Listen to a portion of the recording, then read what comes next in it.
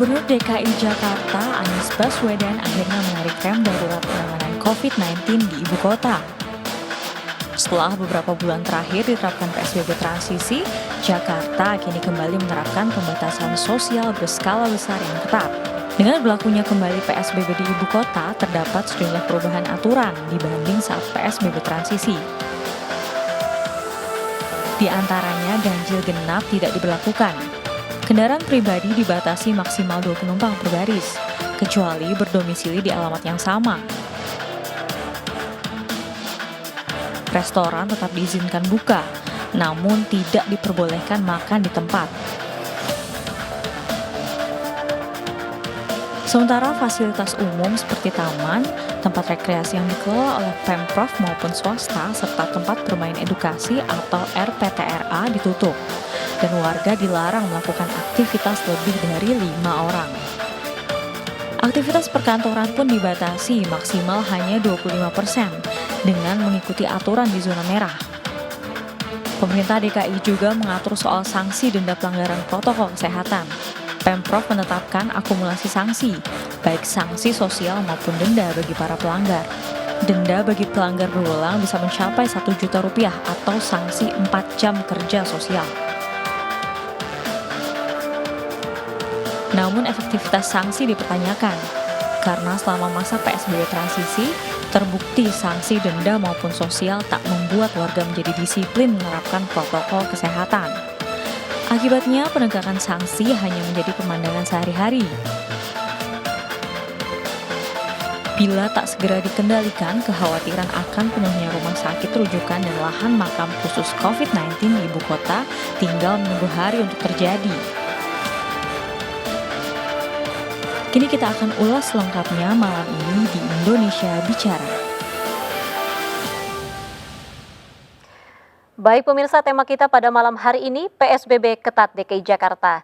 Dan saat ini melalui sambungan Zoom kita sudah hadir narasumber. Langsung saja kita akan perkenalkan ini narasumber pada malam ini, yaitu Bapak Alphonsus Wijaya, Ketua Umum Asosiasi Pengelola Pusat Belanja. Selamat malam Pak Alphonsus.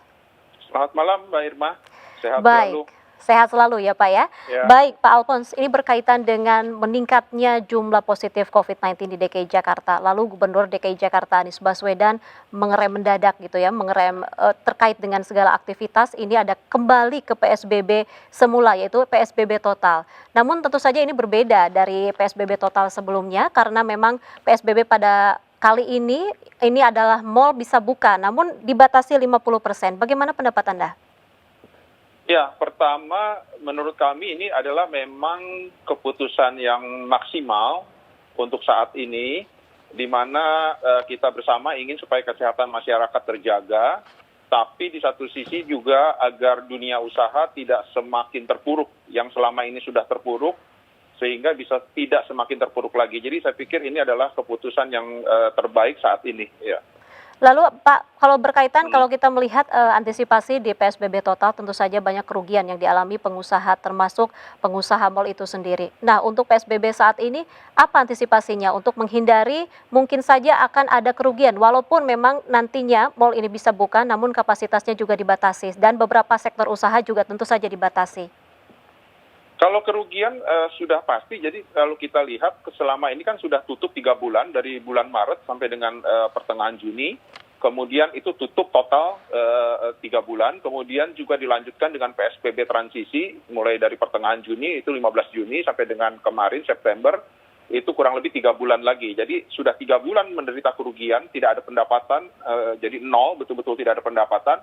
Kemudian selama PSBB transisi juga relatif tidak, pendapatan sangat sedikit karena tingkat kunjungan selama PSBB transisi hanya sekitar 30%. Nah, ini betul-betul sudah kerugian yang luar biasa. Nah, sekarang masuk lagi ke PSBB yang berikutnya jilid 2 ini. Sudah pasti akan membuat, kami perkirakan di PSBB jilid 2 ini pasti traffic juga akan turun lagi. Jadi sudah pasti kerugian kita sudah perkirakan dari 3 bulan tutup, kemudian 3 bulan PSBB transisi, kemudian sekarang ditambah lagi. Nah, kalau kita lihat, jadi efisiensi semua pusat perbelanjaan sudah melakukan efisiensi selama 6 bulan ini. Boleh dikatakan saat ini sudah tidak ada lagi yang bisa diefisiensikan. Ini yang jadi masalah. Nah, jadi Apalagi sekarang ditambah bahwa meskipun tetap diizinkan untuk buka, tetapi restoran maupun kafe tidak boleh melayani makan di tempat, hanya boleh untuk pesan antar atau delivery dan take away. Ini akan mempengaruhi, selain mempengaruhi kinerja daripada restoran dan kafenya sendiri, pasti akan mempengaruhi juga tingkat kunjungan ke pusat perbelanjaan. Jadi kami perkirakan meskipun pusat perbelanjaan diberikan izin untuk tetap buka, pasti tingkat kunjungan akan turun dan pendapatan juga penjualan akan merosot. Nah, ini menjadi masalah. Nah, kami berusaha nomor satu adalah tidak melakukan pemutusan hubungan kerja. Ini adalah yang akan menjadi dasar utama, menjadi tujuan utama ataupun menjadi pegangan kami supaya tidak melakukan PHK. Nah, oleh karena itu kami sangat mengharapkan sekali pemerintah, khususnya pemerintah Provinsi DKI Jakarta, dapat segera memberikan stimulus ataupun relaksasi kepada pusat perbelanjaan, karena sudah pasti diprediksi ini ke depan ini akan sangat sulit buat pusat perbelanjaan. Baik, artinya kerugian ini sudah pasti diperkirakan oleh pihak mal itu sendiri. Iya, Namun betul, tadi betul. berkaitan dengan insentif atau stimulus yang diharapkan oleh pihak mal terkait dengan PSBB, apalagi PSBB total ini, apakah sudah ada perbincangan atau diskusi terkait hal tersebut dengan pemerintah Provinsi DKI Jakarta?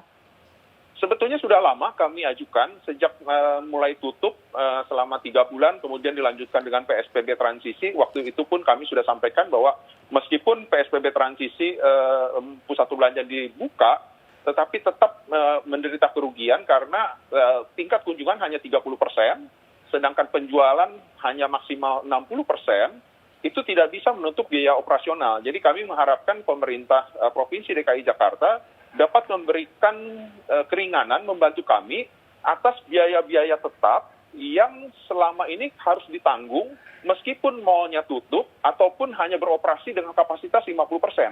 Itu ada pajak-pajak yang tetap harus dibayar penuh oleh pusat perbelanjaan, seperti misalkan pajak bumi bangunan, kemudian pajak reklame, meskipun kami tutup tetap harus bayar pajak reklame. Kemudian juga pajak parkir yang kami tahu beberapa waktu yang lalu pemerintah Provinsi DKI Jakarta menaikkan pajak pajak parkir. Nah, ini juga memberatkan, padahal tingkat kunjungan baru hanya sekitar 30% pada saat PSBB transisi. Pada saat PSBB lanjutan ini, jilid 2 ini, diperkirakan akan semakin turun lagi.